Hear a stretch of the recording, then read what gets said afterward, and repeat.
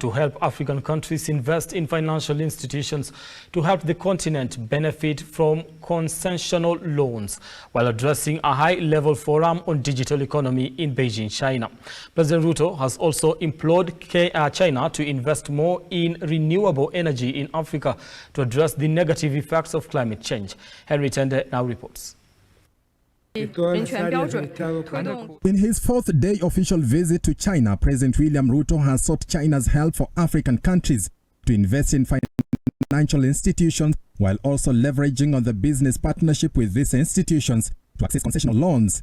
The head of state pointing out that Africa as a continent continue to suffer economically due to unforgiving loan terms from multilateral funding institutions. China to work with us in the reform of the international financial institutions so that we can leverage on these institutions and use China's muscle to invest more in those institutions and to work with us in its reform so that countries in the developing world can access more concessional development financing to lift the huge burden on many African countries of liquidity that they experience at this point in time. With his continued efforts to have the continent produce clean energy to deal with the negative effects of climate change, President Ruto has invited China to play a frontline role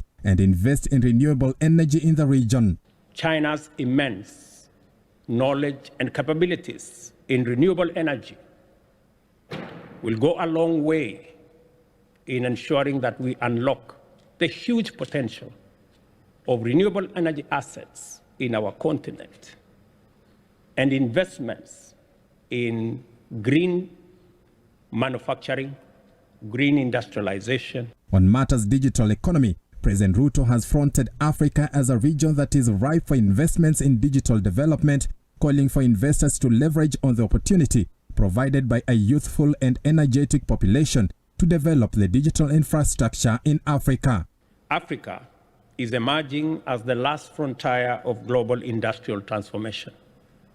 With its tremendous endowments of millions of youthful, skilled, and educated young people, abundant natural resource wealth, including minerals and expansive tracts of arable land, as well as green energy potential, Africa possesses unique capacity to drive the next phase of global industrialization.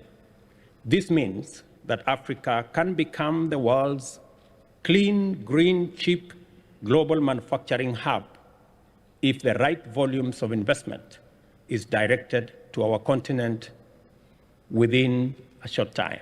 The head of state is adamant Kenya, like other African countries, will prioritize investment in digital economy to spur development and create jobs for millions of youth in the continent.